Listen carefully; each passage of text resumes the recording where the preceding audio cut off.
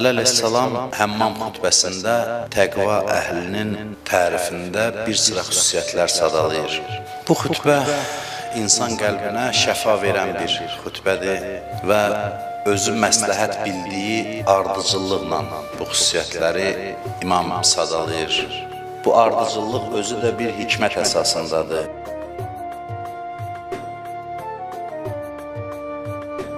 Gəldik bu xüsusiyyətə çatdıq ki, buyurur, hacatuhum xəfifə.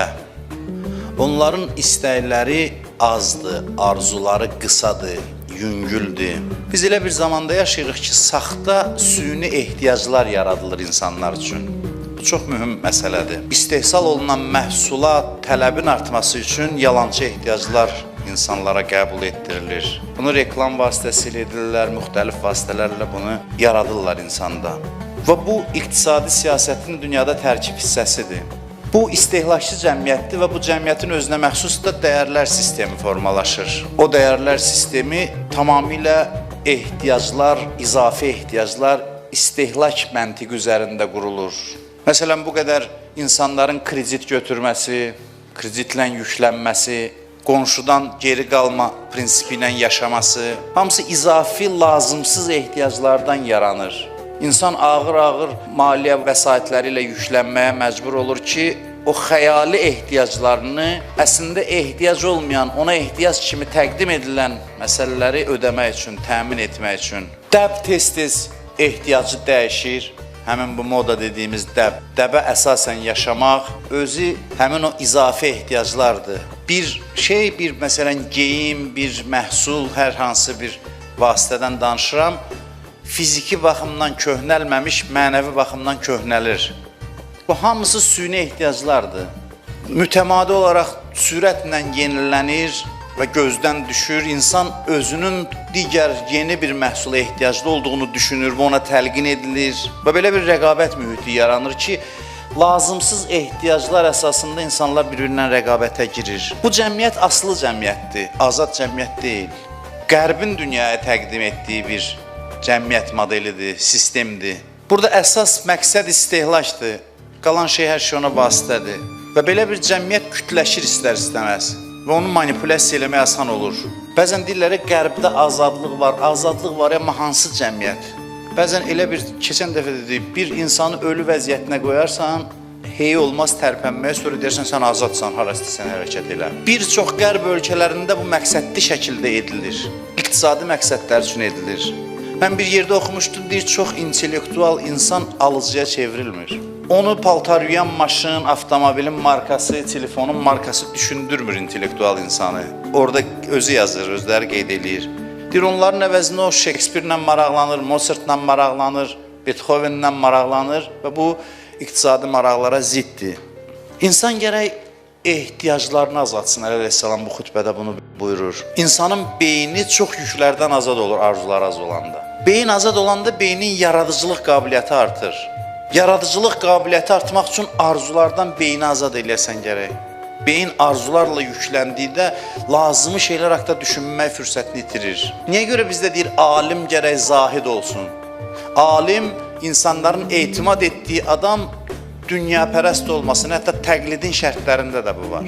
Zahid o adam deyil, kasıb yaşayır. Zahid o adam ki, arzuları azdır. Zahid olduqda alim əvvəla düşüncəsi itilənir, itiləşir.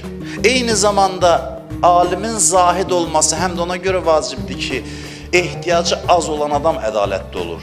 Arzular, mənfəət, xəyal, bunlar hamısı düşüncəni öz əsarəti altına alır. Çox arzulara əsir olan insanda mütləq həsəd xisləti yaranacaq. Az da olsa, çox da olsa yaranacaq. Həsrət, əsəbilik, o qədər arzuları var ki, çatmır bəzilərinə çatır. Həmişə bir diskomfort var, mənəvi narahatlıq var, əsəbilik var onun daxilində. Qayda sadədir, istəmə, keyflə yaşa, rahat yaşa. İstəməməkdən qorxmayın, istəməyəndə də gəlir, istəməyəndə daha tez gəlir. Hədəfi ali ilə gələcək, gəlməli olan gələcək. Sən rahat qəbul edəcəksin, fərq bundadır. Ruhu yerə bağlayan zəncirlər arzulardır, dünyanın cazibəsi deyil, dünyanın cazibəsi deyil. Xəyalların, arzuların ağırlığıdır. Bir yerə gedib çatmalısan ki, halal, haram, zəruri, qeyri-zəruri yox, heç nə istəməməlisən. Heç nə. Qəlb istəkdən xali olmalıdır. Bilirsiniz niyə görə?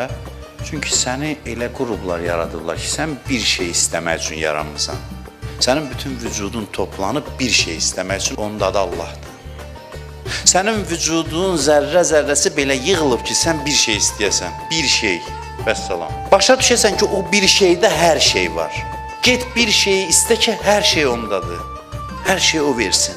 Onu istə, o özü idarə edəcək. İstəmədən verəcək. Sənə lazım olan şeyləri özü tənzimləyəcək. Bilirsiniz necədir? Biz elə bilirik ki, bizim istəklərimiz gəlir, işləri düzəldir. Yox, biz hər şeyin istəyini ürəyimizdən çıxartsaq, onu istəsək, o götürəcək idarəçiliyi əlinə. Nə lazımdır onu verəcək sənə. Artıqlaması ilə. Lazım deyil, verməyəcək. Sən də deyirsən ki, mənə fərqi yoxdur, sən mənə nə verirsən, nə vermirsən. Mənə sən lazımsan, mən səni istəyirəm. Quran bir dənə söz deyir, Entumul fuqarau ilallah, ehtiyacın adını qoyur. Fuqarau nədir? Ehtiyaclısınız. Siz ancaq Allaha ehtiyaclısınız. Təsəvvür edirsiniz, Entumul fuqarau ilallah. Ehtiyaca bir dənə ünvan göstərir, 100 dənə yox. Siz Allaha ehtiyaclısınız. Heç nə istəmə, bu ehtiyacı hiss elə. Başqa istəkləri çıxar, onda biləcəksən ki, mən Allahı istəyirəm, mənim bir ehtiyacım var.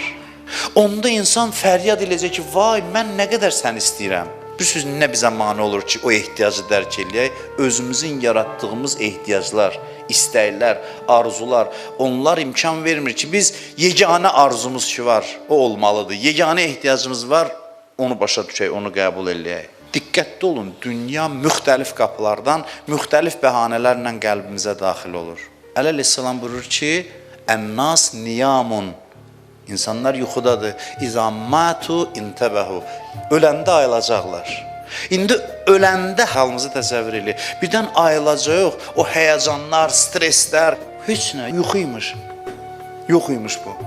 Bu his bir gün bizə gələcək. Yox imiş, heçlik, puçluq imiş. Eyni ilə yuxudan duranda hansı haldasan, öləndə o halda olursan, dirikən o halı gedib əldə edirsən ki, yuxudur qardaş, yuxudur. Bu ehtiyacların heç biri yoxdur səndə. Hamısı xəyalidir. Bir həqiqət var, Allahdır vəssalam.